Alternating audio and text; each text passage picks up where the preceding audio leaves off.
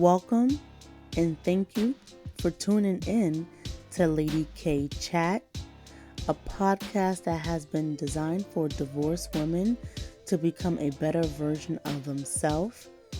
Various subjects will be speaked upon, such as relationship, personal development, health and wellness, wealth building, children, and so much more.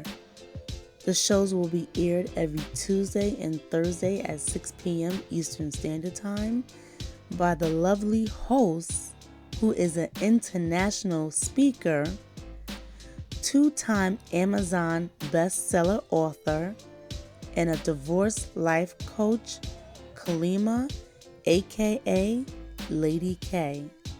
And now for your host, Lady K.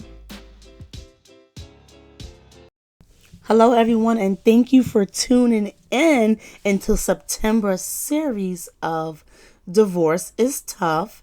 And this is the first episode, and it's called It's Over. And it's over just mean pretty much, you and your significant other decide it's over. And honestly, I believe 9 times out of 10, non-verbally, it's over, but nothing has not been exchanged yet. No words has been exchanged, but you see how you're drifting apart. Things are not the same. You're constantly arguing. The kids see it. Your finances might be in hurdle, and it's like you're just drained, and you guys are just ready to call the quits on the relationship.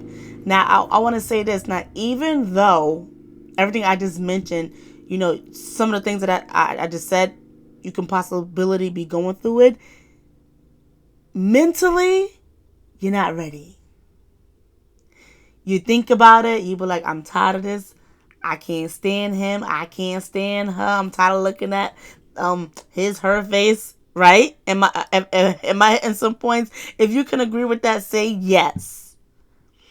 But when it does finally get to the point of you having that verbal conversation that you want it to be over, sometimes it is not amicable. Now, I want to give so much respect to people who decide to sit down like adults, address that they know for a fact this is not working, it's not healthy for them, it's not healthy for the kids, and they need to, be apart, and then they actually do the planning on how they're going to make the arrangement financially, and if you have kids, how you're going to take care of the kids. I love that.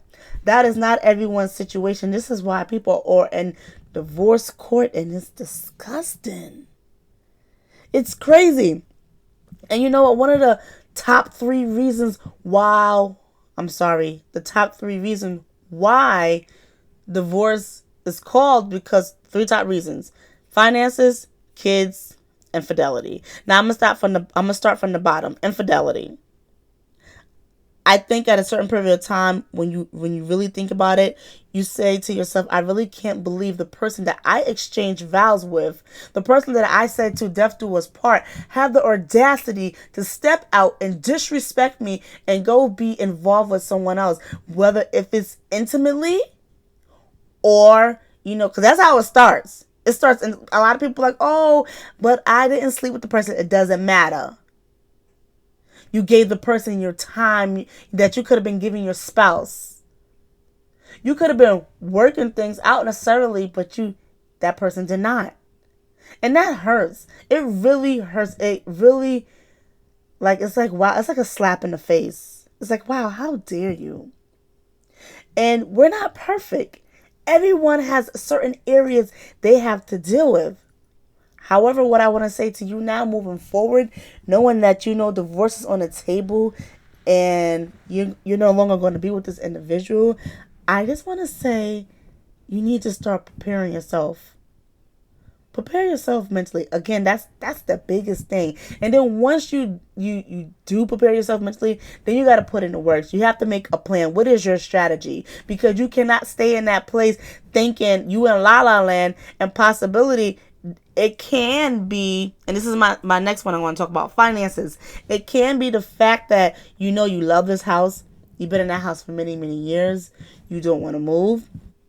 But at the same time too, you can't afford the home by yourself. Now, granted, yes, in some cases, You are given alimony. You are given child support. But imagine if you weren't. How will you take care your scenario? And I want to give my testimony on what happened to me. And I thank God for intervening and stepping in. And he showed up and he showed out. And I'm like, wow, I thank you, Lord. So my scenario is, before me and my ex-husband split, we was living in our house together. And we was both making decent money. I was ready to upgrade us to a new home. I said, okay, this house that we live in, this was okay. That was our starter house. Now let's go get to a newer and bigger, better house, right? My mentality, my idea. But in the midst of while I'm searching for this new house, the Spirit said, stop and go talk to that man. And I'm saying to myself, Lord, I'm having fun house searching. Why I gotta stop and talk to him? Exactly. Yes, this is me, guys. And I did. And I sat him down and I said, yo, is there something that you would like to discuss with me? And he threw divorce on the table. Now, honestly, I didn't see it coming. But now when I sit back down now and I reflect back, like I said, remember I said that non-verbally it was coming. That's why I said you got to be realistic about the situation, because you be in such la la land. But you know what, too? Not even that. You want the best, so you hope for the best. So you hoping at some point in time that, the things in your marriage will get dissolved, but it doesn't. And a lot of times, too, it happened like this, too. One person wants it and the other person doesn't. And that was my scenario. And it really crushed me. However, I had to press my feelings to the side, and I had to, again, put myself in the mindset of, well, Kalima, what's your next move? And I had to plan it out. And then on top of that, I already had a child with expecting another child on the way. See what I'm talking about? What I just said. I said infidelity, finances, kids, right? Those are all the top things. So a lot of this is just running through your mind like, well, how am I going to do this? Listen, do whatever you got to do. Remember, what you do for you and your family is temporary. You don't have to necessarily stay in that place.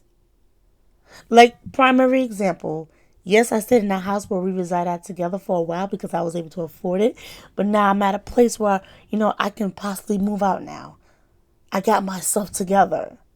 And yeah, it took me a couple of years, but I don't care. I still was able to give my kids the same lifestyle that they had before. That is key.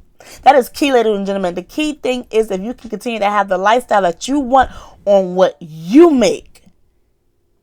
It was such a blessing how it worked out for me. And I know that's not everybody's situation, but I do pray. I pray over your finances. I pray over your well-being. I just pray over your future. Again, these are something that you don't want to have to think about. But again, you have to be realistic about the situation. You have to realize it's over. There's no more you and husband. And I want to say this too to the men. I hope someone is listening. I'll share this with the men. Men, let me tell you guys something, because y'all need to know this. And it does not matter of the age, because I've seen the different age groups still act like this. It is not fair, and this happens a lot, that you move out the married home and you move on to a new woman, and you have the audacity to help her out with her kids, and then you want to see your wife and your kids struggling. That's because you are mad and upset with your wife. See, at the end of the day, you're still hurting your children. See, a lot of men don't understand that. Yes, I see it too much. Yes, I'm very passionate about it because it is sickening. It makes no sense. And then on top of that, you might get a little bit annoyed if you happen to see her with someone and then you want to say, hey, don't have no man around my children. Are you serious? My brother, you cannot have your cake and eat it too. And that is the problem. Be mature about your situation. Again, yes, it's over. But come on now, that's not fair that you can't even put Financially, you can even put some coins in your wife's pockets to make sure your kids are great. And I'm not trying to say you hand over your whole check to your ex-wife, because yes, you have to live your life and you have to make sure you can stand on your 2 feet, but please help her out. It is not fair. Now, in some different scenarios, I do see the same thing, but it's mostly the men doing this. And I just had to say that it's really not fair. And it's really sad how the burden is on the mother, and the mother is wearing multiple hats. We are the provider, we are the chef, we are the doctor, we are the transportation system, we are everything. While you are out there living your best life, we're juggling. It is not fair. Just because it's over does not mean that you do not contribute. Let me tell you this too, fellas. You're not together no more. Still, ask your ex-wife, is there anything I can do to help you with our kids? Don't just and if you already went through the divorce process, or you're in the midst of it, don't just go by what the order says. If the order says, hey, you get to have your kids on the weekends, and the order says you do have the right to make phone calls and you can't get in contact with the kids, do not go the whole 5 days and not make contact with your kids, then get them on a weekend, then send them back home, and then say, oh, well, it's on you again. Come on now, is that really what you want? Let me tell you something. Kids remember what you teach them and some of the things you do with them. They don't always go by what you say to them, because that's irrelevant. That's far overhead. Let me tell you something. They will remember as they get older and they say, hey, my mom broke her back for me. My mom took me everywhere. My mom did everything. Versus my dad, he barely called us. He saw us sometimes on the weekend because he didn't have time for us. Fellas, let's not that be the case. Let that not be the case. It's over, but you still have a responsibility. And indirectly, it's not fully over, because guess what? Even though you do not want to admit it, you still have a divine connection with that person. You may not like her, you may not be on the same page, but y'all got kids together. That's a connection right there. Put on your big man's drawers. And ladies, I'm going to tell you this. Stop making it hard for the man. Yes, you're in your feelings and you're going through the emotions, but guess what? Like I just said it for the men. Do not put your children in the middle. Do not say, oh, I'm not talking to your dad so you can tell your dad this. Stop doing that. Now, granted, I understand that some spouses are very difficult to deal with and you cannot speak to them. So there is a way how you can communicate, if you don't want to do it through the kids. I really don't think that the kids should be in the middle of it. The least thing is, like, if you have older kids, teenager kids, and you say, hey, you're going to your dad. Oh, okay. Let your dad know you need some sneakers. Something like that is cool. But don't be saying, hey, let your dad know he need to sign the divorce papers. No, ladies. That's a no-no. So everything that I am stating to you, I hope that can somewhat resonate to you. You're considering everything and taking everything in. And I want you to take this into consideration. The last thing. Just, at the end of the day, just try to do your best. Don't try, just do your best. Honestly, it goes on both sides. I really, especially for the children, I really would like for both parents, when the kids are involved, when something needs to be done for the child, please tame your emotions for the kids' sake. The attitude stuff, ladies, this is what I did. This helped me. When me and my ex did not see eye to eye, and I was frustrated, and I wanted to cuss him out, because I'm going to be honest with you, I used to do that in the beginning, but I stopped that.